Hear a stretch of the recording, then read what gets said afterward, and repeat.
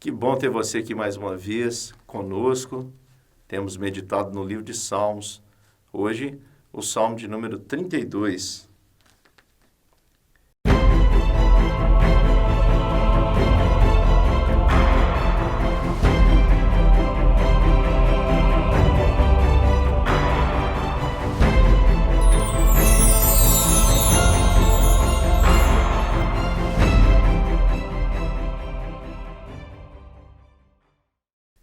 Bem-aventurado, muito feliz, aquele cuja iniquidade é perdoada, cujo pecado é coberto. Muito feliz o homem a quem o Senhor não mais atribui iniquidade e em cujo espírito não há dolo. Enquanto calei os meus pecados, envelheceram os meus ossos pelos meus constantes gemidos todo dia. Porque a tua mão pesava dia e noite sobre mim, e o meu vigor se tornou em sequidão de estio. Confessei-te o meu pecado, e a minha iniquidade não mais ocultei. Disse, confessarei ao Senhor as minhas transgressões, e tu perdoaste a iniquidade do meu pecado. Sendo assim, todo homem piedoso te fará súplica, em tempo de poder encontrar-te. Com efeito, quando transbordarem muitas águas, não o atingirão. Tu és o meu esconderijo. Tu me preservas da tribulação e me cercas de alegres cantos de livramento. Instruir-te-ei, ensinarei o caminho que deves seguir, e sob minhas vistas te darei conselho. Não sejais como um cavalo ou mula sem entendimento, os quais com freios e cabreços são dominados, de outra sorte não te obedecem. Muito sofrimento terá que curtir o ímpio, mas o que confia no Senhor, a misericórdia o assistirá. Alegrai-vos no Senhor e regozijai-vos, ó justo, exultai vós todos que sois retos de coração. Este é um salmo de Davi, um salmo didático. Não sabemos em qual contexto foi escrito, mas poderia muito bem ter sido um salmo escrito logo após a queda de Davi. Davi aqui vem declarar quão feliz é o homem que se sente e que anda e que vive como alguém perdoado pelo Senhor. Como é gostoso, como é delicioso, como enche a nossa alma, o nosso ser de prazer, a sensação de que o Senhor nos perdoou, que somos perdoados. Eu quero dizer isso para você, que o Senhor é misericordioso, é cheio de amor, de misericórdia. Você, muitas vezes, é incapaz de se perdoar. Eu conheço muitas pessoas que, mesmo a Bíblia dizendo que elas são perdoadas, que Cristo pagou o preço por elas, que não há mais nenhuma condenação, porque elas estão em Cristo Jesus, mesmo assim escolhem carregar e arrastar o peso da culpa por toda a existência. Mas a Bíblia vem dizer que bem-aventurado, feliz é aquele cuja iniquidade é perdoada. Bem-aventurado aquele cujo pecado é coberto pelo sangue de Cristo Jesus. Não há mais iniquidade para imputar ao homem. Como diz aqui o versículo 2, feliz é o homem a quem o Senhor não mais atribui iniquidade, porque essa iniquidade, esse pecado já não existe. Foi coberto pelo sangue de Cristo. Não há mais condenação. E em cujo espírito não há dolo. Enquanto calei os meus pecados, a experiência que Davi descreve, enquanto calei os meus pecados, envelheceram os meus ossos pelos meus gemidos todos os dias. Davi descreve que a sua saúde acabou no momento em que ele tentou tolerar o pecado na sua vida. E é esse o efeito que o pecado causa em nós. É muito interessante, no livro, todo o Antigo Testamento, nós percebemos uma associação do pecado, por exemplo, com a enfermidade denominada lepra. A lepra no Antigo Testamento era uma doença degenerativa, destruidora, causava separação. Assim também é o que o pecado causa no homem. Todas as vezes que nós tentamos conviver com o pecado, ele vai nos matando aos poucos, como uma doença que nos degenera, que nos destrói, que nos corrói por dentro, que vai nos tornando pessoas fragmentadas. O nosso ser vai sendo destruído pouco a pouco, pouco a pouco, pouco a pouco, até que somos destruídos por completo. Temos aquela sensação de ter perdido a alma. Não há mais alegria no espírito, em espírito. Diz aqui Davi que ele sentiu, experimentou tudo isso, o seu vigor se tornou em sequidão de ossos, porque ele sentia que a mão do Senhor pesava dia e noite sobre ele, e o vigor se tornou em sequidão. Qual é a solução para o pecado? É deixá-lo. Você que está me ouvindo, sabe que há situações na sua vida, você não é diferente de nenhum dos homens, você sabe que há situações que você precisa abandonar, que você precisa dar um basta, que você precisa parar.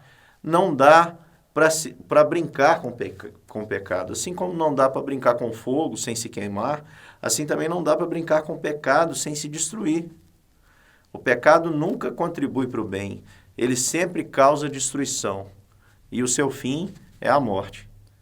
É por isso que eu digo para você, se você tem percebido que isso não tem te feito bem, tem te destruído, acredite que a mudança que Deus tem para você é muito melhor. Davi mostra isso, que ele toma uma decisão de não mais conviver com aquilo. Ele então confessa o seu pecado. E a minha iniquidade, ele diz, não mais ocultei. Disse, confessarei ao Senhor as minhas transgressões. E o que aconteceu? O Senhor perdoou de pronto. Vamos imaginar que este salmo tenha acontecido ali naquele contexto de queda de Davi. Lembra como foi? Davi, de maneira prepotente, numa época em que os reis tinham que sair à guerra, ele permaneceu no palácio, achou que era o Todo-Poderoso, achou que poderia ir onde quisesse ali, e foi, até que viu a mulher do seu servo tomando banho. Provavelmente Davi entrou em um local impróprio, não é? Eu imagino que naquela época as mulheres não tomavam banho assim em público, mas ele viu aquela mulher se banhando, perguntou de quem é a mulher. É do seu servo Urias que está na guerra, manda trazê-la. Possuiu como se possuía um objeto. A mulher mandou dizer que estava grávida. Depois Davi, na sua soberba, achando que tudo podia, chama Urias tentando enganá-lo. Urias faz com que Urias beba e manda que ele volte à tenda e fique com a sua esposa, mas Urias bêbado é mais justo que o rei, são. E aquilo irrita o rei, porque Urias disse, Senhor, meu senhor, eu não posso ir para a tenda ficar com a minha esposa, enquanto a arca do Senhor e os meus companheiros estão lá, guerreando, ao relento, lutando contra o inimigo.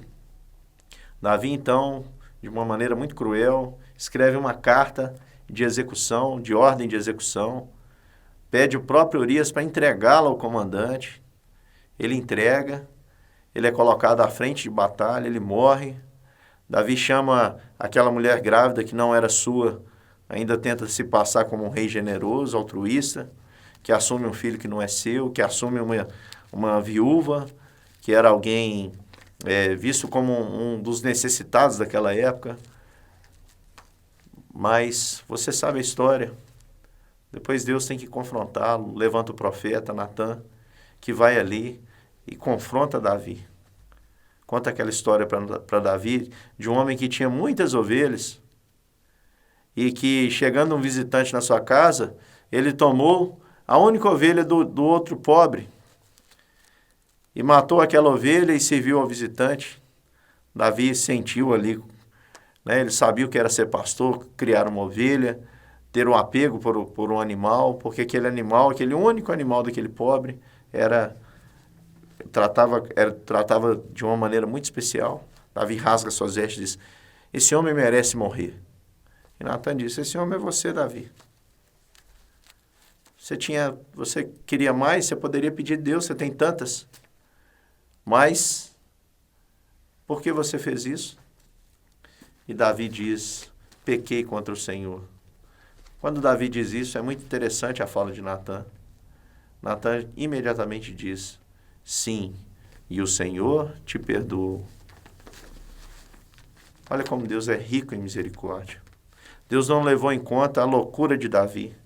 Deus não levou em conta toda essa situação que foi piorando, porque o pecado faz isso. O pecado, ele nunca resolve uma situação, ele cria outra muito pior. Perceba como foram as sequências de acontecimentos que só foram piorando, até que Davi já estava numa situação existencial em que ele não suportava mais.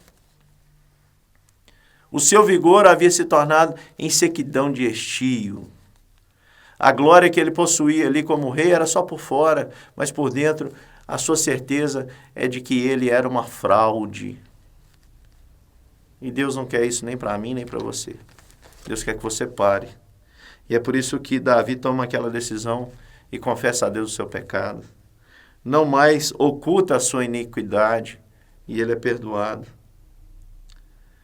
E Davi conclui que se Deus foi capaz de perdoá-lo, ele diz assim, sendo assim, todo homem piedoso, todo aquele que procura o Senhor, todo aquele que se arrepende, todo aquele que quer o bem, que quer acertar a vida, pode te fazer súplicas em tempo de encontrar-te, porque o Senhor é um Deus que se apresenta, é misericordioso.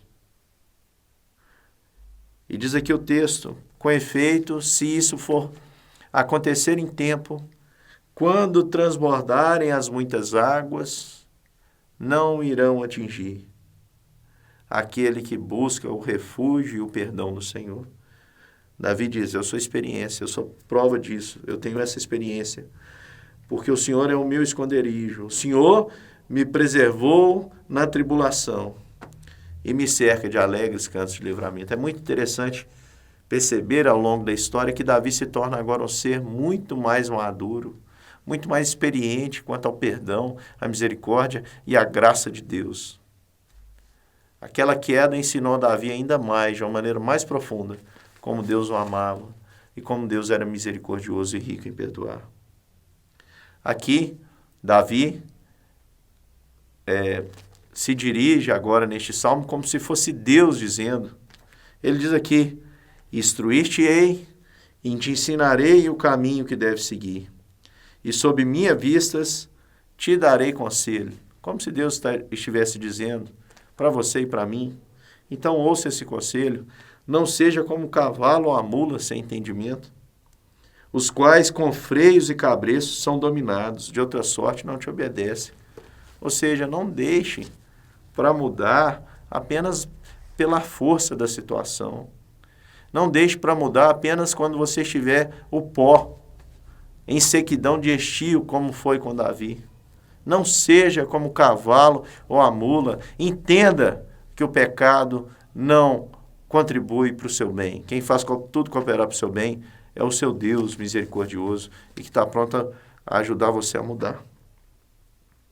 E é por isso que Davi conclui dizendo, muito sofrimento terá que curtir aquele que insiste em permanecer na impiedade.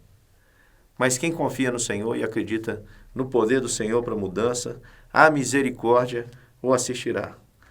Alegrem-se no Senhor e regozijem, ó justo. Exultai vós todos, que são retos de coração, ainda que às vezes o caminho não seja completamente reto. Você erra, você peca, você falha, mas se você tem essa intenção no seu coração de tentar acertar, de querer mudar, de buscar com toda a intensidade e com arrependimento no seu ser, né, no seu interior, a mudança, pode ter certeza, você pode se exultar no Senhor, porque Ele é bom para aqueles que o buscam. Deus te abençoe e que você caminhe assim, nessa certeza. Em Cristo você foi perdoado. Não, a iniquidade não lhe é imputada. O seu pecado foi coberto em Cristo Jesus. Isso tudo para que você seja uma nova criatura. Viva em novidade de vida. Vença o pecado e viva para o Senhor. Deus te abençoe.